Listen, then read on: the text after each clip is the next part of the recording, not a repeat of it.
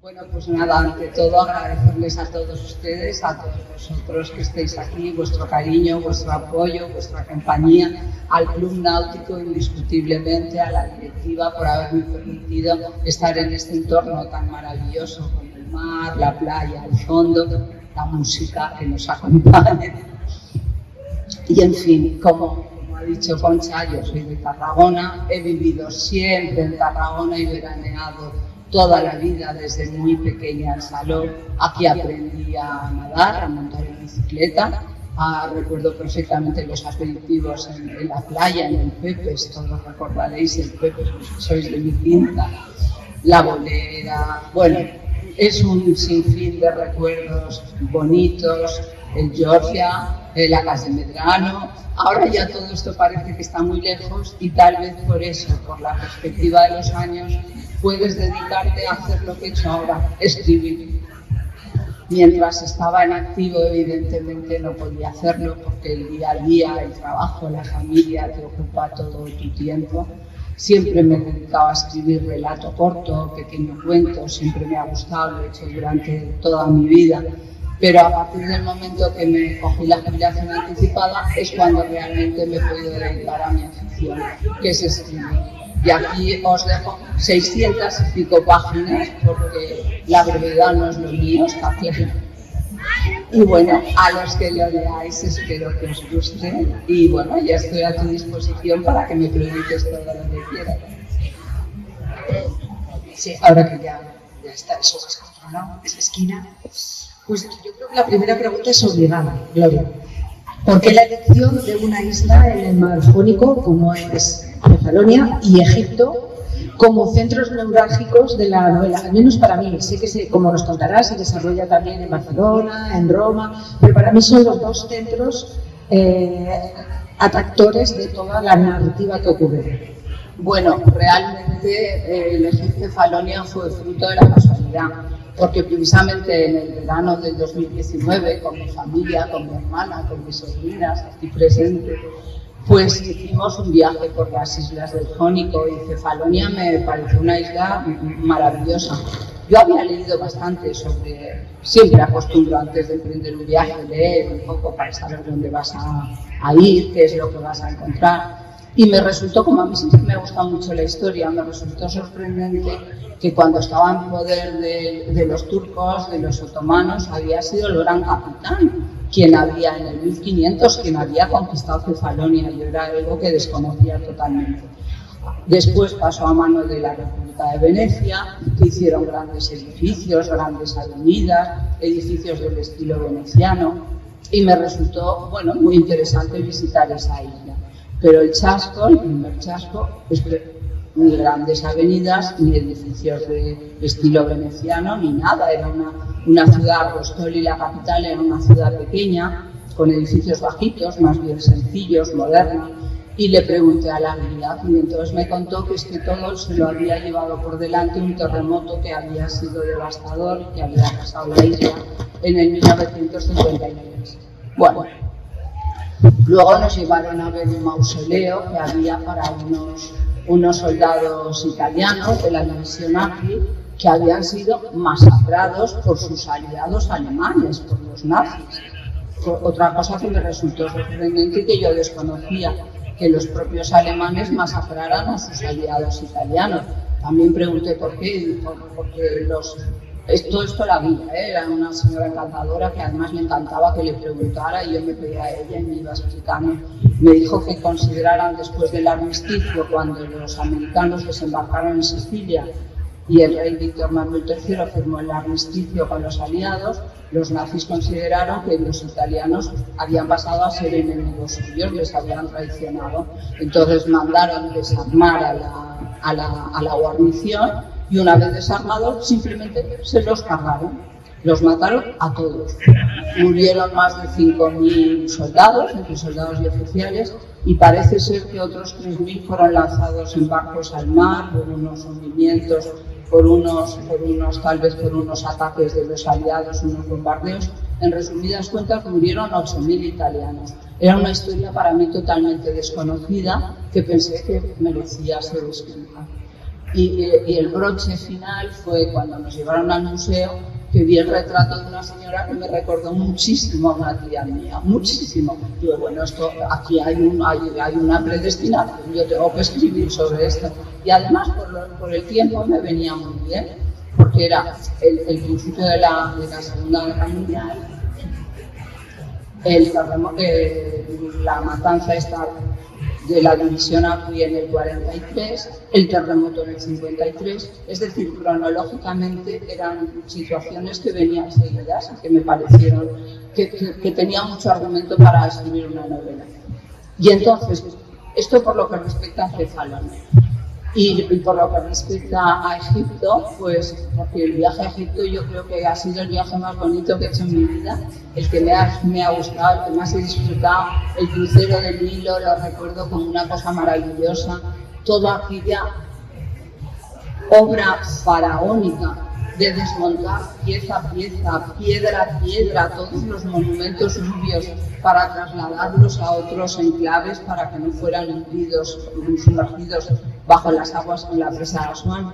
Pensé que eso era una obra, bueno, algo increíble, y entonces también me interesó mucho porque había ocurrido aquello, porque la primera presa que habían construido los ingleses no era suficiente para detener las avenidas del Nilo, que tuvieron que hacer la segunda, trasladar los monumentos, cómo se financió ese traslado de los monumentos, porque al principio parecía que los aliados, tanto los británicos como los estadounidenses, iban a pagar, iban a aportar fondos para esto. Luego se echaron atrás y entonces Nasser decidió nacionalizar el canal de Suez y con los peajes de los barcos que cruzaban el canal financiar todo el movimiento de los templos que se iban a unir con la presa. Y también pensé que ahí tenía mucho argumento para una novela. Y la gracia, a mi modo de ver, es poder combinar historia y ficción. Es decir, yo no pretendía dar lecciones de historia ni escribir una novela histórica, evidentemente, porque para eso están los historiadores que saben muchísimo más. Pero bueno, como yo tengo buena imaginación y siempre me ha gustado novelar, pues dije, entre la ficción y la historia, aquí puedo hacer algo que valga la pena. 628 páginas. Está muy bien. No sé si, yo creo que se me oye igual sin micro, se me oye, ¿no? Como estoy, no se me oye. Qué pena. ¿Y ahora? ¿Y ahora? Bueno, no te creas que me gusta mucho el micro, me gusta hablar. Tú grita, a ver si callamos aquellos. Que me ha encantado porque a mí la parte que más me gustaba ha sido la segunda parte del libro, la que se desarrolla en Egipto. Y me ha encantado porque está mi marido allí y cuando has hablado del viaje, nosotros hace muchos años también con los peques hicimos uno y yo lo recordaba, me ha recordado los buenos momentos que pasé en ese viaje conforme iba leyendo las páginas. Entonces, en eso me ha encantado. Y a colación de lo que decías, lo último, es cierto que sin ser una novela histórica, porque no lo es, sí que brinda una oportunidad pues estupenda para repasar o descubrir pues hechos históricos que han sido claves en la Segunda Guerra, o sea, en la primera parte, bueno, casi segunda de lo que es el siglo XX, ¿no? La Guerra Civil Española, Segunda Guerra Mundial, incluso el episodio este del conflicto chiprio con los turcos, Chipre, Turquía y por supuesto la guerra del Sinaí. Eso está muy bien porque se va recorriendo en ese hilo conductor que te lleva al lado de la historia. Entonces ya nos has contestado que parece ser que la geopolítica es una cosa que te gusta, ¿no? Y por eso la has reflejado. Sí. Bueno, no sé si es un poco petulante decir que me gusta la geopolítica, me gusta la historia, realmente siempre me ha gustado la historia, y fue todo fruto de una profesora que tuve en preuniversitario, que en aquella época hacíamos los de mi quinta, hacíamos preu, luego ya vinieron los de COU, pero en mi época hacíamos preu y tuve una profesora de historia magnífica porque no se limitaba a hablarnos o a hacernos memorizar reyes, batallas, años, sino que nos explicaba el fondo, el motivo de las guerras, por qué se producían las guerras, por qué los conflictos entre los países. Y el motivo siempre ha sido el mismo, desde que el mundo es mundo siempre hay un motivo económico, un motivo de poder, de conquista, de salida al mar, de ganar territorios ricos en minerales, en yacimientos. Y la historia me ha gustado mucho y por eso, bueno, pues he aprovechado para introducirla en el libro, porque, entre otras cosas, creo que cuando un escritor tiene la oportunidad de escribir algo que deje un poco de pozo, que sirva para la gente que lo lea, pues que recuerde algo que ha olvidado, que conozca algo que no conocía, que no sabía. Creo que es muy bueno aprovechar esa oportunidad. Evidentemente, a todo el mundo nos gustan las novelas policíacas, que en el tercer capítulo han aparecido ya 25 muertos.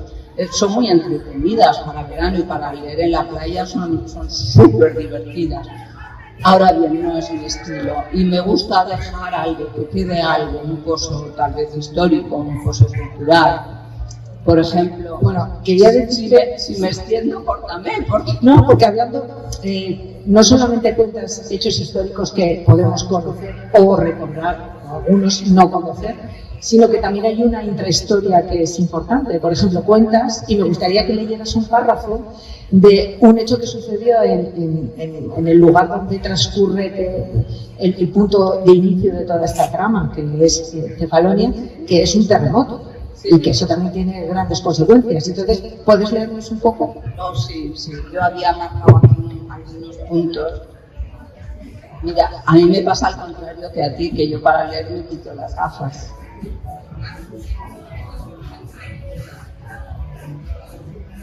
Mira, sí, aquí por ejemplo dice: a las 11 horas y 23 minutos del 12 de agosto, un terrible rugido, 12 de agosto del año 1953, un terrible rugido seguido de un espantoso temblor hizo que se estremeciese la tierra. En escasos minutos todo se vino abajo. Las lámparas de las casas se desplomaron, las escaleras se hundieron, las paredes de los edificios se abombaron y salieron despedidos los cristales de las ventanas. Los tejados caían al suelo. La gente salía despavorida a las calles y allí morían aplastados por los muros de piedra que se derrumbaban como si fueran de papel. Los cascotes, los cristales y las nubes de polvo no permitían avanzar. Y hombres, mujeres y niños caían de bruces pisoteándose los unos a los otros en un intento desesperado de huir, cubriéndose como podían con sus propias ropas porque del cielo, que de pronto se había tornado gris, no cesaban de caer nubes de cenizas incandescentes. Las tuberías de agua y gas se habían roto y enseguida empezaron a surgir focos de incendio y a oírse explosiones por toda la ciudad. El espectáculo era pavoroso. Bueno, pues Está muy bien porque la describes descripción de un terremoto. y las consecuencias que luego tiene en el libro que no podemos desvelar. No porque haríamos un spoiler. Claro. Otra pregunta que quería hacerte es que no sé si todo autor deja parte de sí en los personajes que crea. Y quería saber si se refleja algún rasgo tuyo en la personalidad de Amalia. Amalia es la protagonista, aunque es bastante coral la novela, porque está acompañada de Bianca, que es su cuñada, Carmen, su hija, Irene, la amiga de su hija, y entre todas forman ese universo femenino, ¿no? Entonces quería saber si te ves reflejada o has dejado algo de ti en alguna o en parte de ellas. En todas, absolutamente en todas. Yo creo que sí, cuando escribes, lógicamente vas dejando tus experiencias, lo que tú has vivido, cosas que has conocido, gente que has conocido. Y sobre todo cuando tenemos cierta edad, pues ya tenemos una serie de vivencias y de experiencias acumuladas. Y nuestra retina y nuestro cerebro pues ya tiene muchos clichés de personas, de temperamentos, de caracteres, de idiosincrasias especiales de unos y de otros, y entonces a la hora de escribir evidentemente lo reflejas. Y algo de mí, pues sí, tal vez hay algo de mí. Carmen, por ejemplo, es la hormiguita, es metódica, trabajadora, meticulosa, ahorradora. Es la hormiguita, yo soy un poco de hormiguita, y Irene, que es su contrapunto, es todo lo contrario, es periodista, es aventurera, ella no necesita nada para ser feliz, nada más que su cámara de fotos y una mochila con 2 mudas, que es con lo que viaja por ahí, es la cigarra. Entonces, yo no soy cigarra en absoluto, pero me hubiera gustado serlo, y entonces, pues sí. La verdad es que se complementan muy bien. ambas amigas. Claro, la vida de una funcionaria durante 36 años a la vida de una periodista que recorre el mundo en plan trotamundos, por ahí, pues nada que ver, pero me hubiera contado la verdad. Sí. Eso está muy bien también porque en la novela se pone en manifiesto el papel de la mujer en los conflictos bélicos, que mayoritariamente fundamentalmente ha sido invisible y exento de grandes hazañas, pero me ha parecido que de alguna manera homenajeabas a mujeres que destacaron en profesiones que realmente era muy difícil poder acceder a ellas. Ahora ya se empieza a normalizar, pero durante pues muchos años era imposible pensar en mujeres en ciertos puestos, ¿no? Por ejemplo, yo lo tengo anotado en la página 516, que haces dos. Uno quizá podría ser, bueno, no deja de ser sorprendente, pero bueno, la profesión siempre era, o la hemos tenido, no sé si erróneamente, pero más ligada a lo que es la condición femenina, como toda la del ámbito sanitario, que es la enfermera. Pero a mí me ha sorprendido las dos que nombras de corresponsales de guerra, ¿no? Eso me ha sorprendido y está muy bien ese reconocimiento, es importante para las nuevas generaciones. Pero ya, fíjate, imagínate Carmen de Burgos en la guerra del Rif. Ya fue corresponsal de guerra en la guerra del Rif, una cosa que parece increíble que en aquella época pudiera una mujer acceder como corresponsal al primer puesto, a la primera línea de batalla.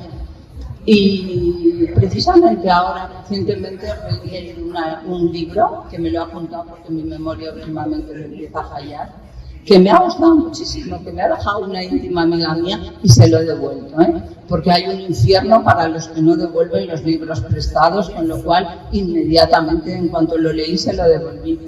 Y es Marian Izaguirre, y el libro se llama El León Dormido, y precisamente trata de la guerra del Rif.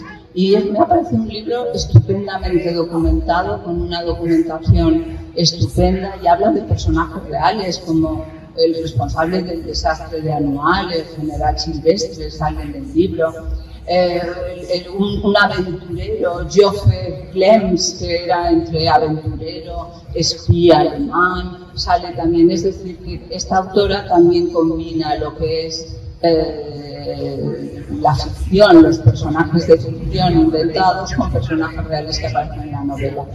Y Carmen de Burgos, pues eso, fue corresponsal y también Sofía Vilanova.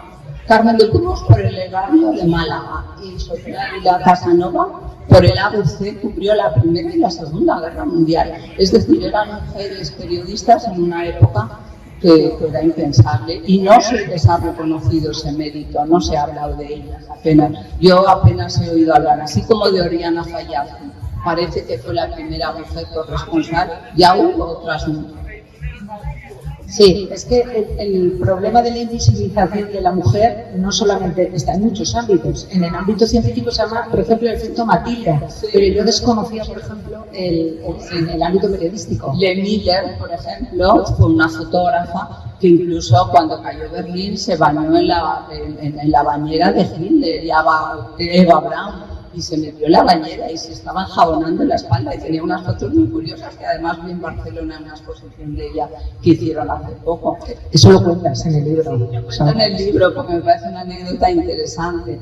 Y Martha Sher, un nombre impronunciable, la que después se casó con Hemingway, cubrió también la Guerra Civil Española, participó en el desembarco de Normandía, teniéndose lógicamente que disfrazar de camillero, porque si no, no la dejaban evidentemente participar. Pues en este momento, de acuerdo, creo que la pregunta que me toca hacer es que este libro es un universo femenino, en un entorno duro, complejo, histórico. ¿Podemos decir o lo podrías describir como un libro feminista? No, para nada. No. A ver, yo creo que hay muchas mujeres que a lo largo de los años y sobre todo en estos años difíciles y en contiendas y guerras han pasado unas circunstancias terriblemente complicadas y han sabido salir a flote y se han buscado la vida y han trabajado y en las guerras no nos olvidemos que las guerras, con todo lo lamentable y lo crueles y lo horribles que son, para las mujeres ha sido una oportunidad de ganar visibilidad de poder trabajar en las fábricas de armamentos, en ocupar los puestos que ocupaban hasta aquel momento sus maridos, sus padres, sus hermanos, pasar a ocuparlos ellas. O sea, la guerra es tremenda, pero para las mujeres en ese aspecto les ha favorecido porque se ha visto que podían desempeñar papeles que antes estaban únicamente reservados a los hombres. Entonces, poner eso en valor, hablar de ello, decirlo, expresarlo, no creo que sea un libro feminista, es simplemente contar la verdad. Lo que pasa es que durante muchísimo tiempo se ha ocultado y se ha silenciado, no sé si con mala intención o simplemente por desidia, pero no se ha hablado del papel de las mujeres y que realmente lo han tenido muy importante y a lo largo de todos los tiempos. Y tampoco creo que sea un libro femenino, porque no creo yo que haya literatura femenina y literatura masculina. Creo que hay buena literatura, mala literatura, literatura regular, pero femenina y masculina no, salvo, por ejemplo, algunos casos como el de Corín Tellado. Corín Tellado, que era una novelista puramente femenina, pero que escribió más de 5.000 novelas y no era nada tonta, y era una mujer muy culta y desde siempre había leído muchísimo y escribía bien. Lo que pasa es que encontró el filón. Dijo, bueno, yo aquí con el libro para las mujeres de clase media o sencillita, que leen poco y les gustan estos culebrones, encontró el filón, pero me parece que incluso se llegó a decir que era la mujer que más libros había vendido después de Cervantes en lengua castellana. O sea, ahí es nada. Entonces, Corín Tellado, ojito con Corín Tellado. Sí, bueno, la anécdota que tengo con Corín Tellado. Y millones, sí, millones.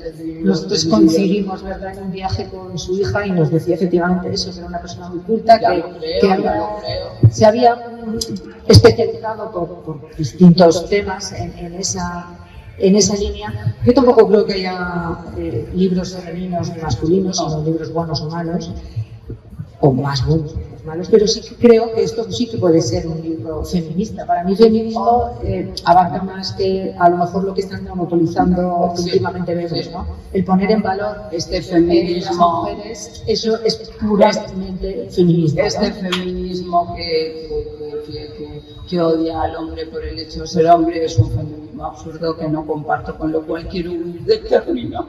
Y ya solo me queda una última pregunta, porque yo cuando vi el libro me sorprendió la portada y bueno, te atrae, lo dejas ahí y cuando llegas al final en los agradecimientos veo que tienes una dedicatoria especial o específica para una sobrina tuya que es la que ha elegido la imagen que ilustra la portada.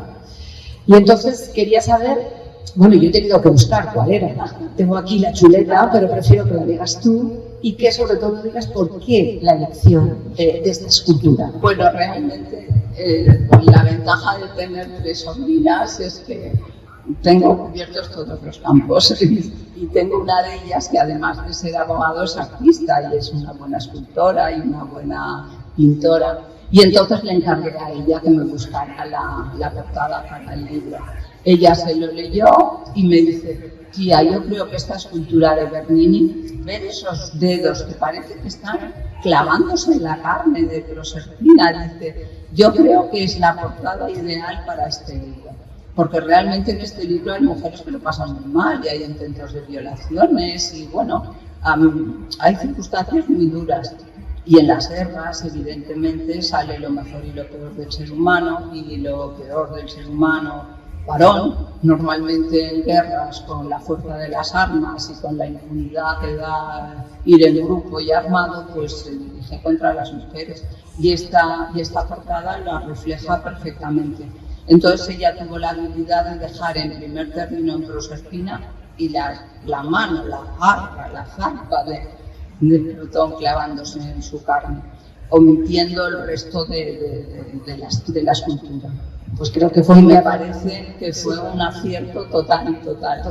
Aunque a lo mejor alguien lo puede considerar austero, pero no creo. No, porque es una escultura maravillosa y está muy bien porque refleja eso. Además, a mí me llamó la atención Y pensé, ¿y por qué habrá elegido eso? Entonces, y todavía más en la última página, pues está muy bien. Sí, sí, por eso le quise dedicar los agradecimientos. Pues, bueno, y a mi familia, que todos han colaborado, todos me han ayudado, todos me han apoyado. Pues yo creo que, si te parece bien, para finalizar ya lo que es el acto de presentación y pasar a lo que es, si quieres firmar ejemplares y tal, me gustaría que leyeras un párrafo para acabar, el que tú quisieras, y con esto dábamos por concluida la presentación del libro. Ya sé que será muy difícil para ti tener que elegir uno, pero... Porque claro, yo soy la madre de la criatura, a mí me gusta mucho. Pero como antes me hablabas de los animales y de los perros, hay una escena en la que en Cefalonia, cuando se está produciendo toda esta matanza que os explicaba de los italianos a manos de los nazis, hay un italiano que es amigo de la familia protagonista que consigue escapar y refugiarse en su casa. Y entonces, bueno, pues ahí los perros tienen su participación. Si queréis, os leo este fragmento. A ver, bueno, os pongo un poco en antecedente, ¿no? Con lo que os he dicho, que hay un italiano malherido, le han disparado, consigue refugiarse y le conducen a las caballerizas. Las cuadras se extendían a lo largo de un pasillo central y prácticamente estaban vacías, a excepción de un par de mulas y de la yegua de Bianca, que miraba con la cabeza por fuera de su voz con mucha curiosidad y tal vez un poco nerviosa por el olor a humo que llegaba hasta allí. Le llevaron a una de las cuadras vacías, le depositaron con mucho cuidado en el comedero y lo taparon con una manta que cubrieron de paja. Mientras Vincent tranquilizaba a su amigo y le rogaba que no hiciera ningún ruido, Yanis fue corriendo a buscar a los perros y volvió con Lila y Rufo y un par de sus cachorros. Los encerraron en el mismo box donde estaba Alfredo. A los otros perros no los encontró, estarían en el interior de la casa con Tomás como de costumbre.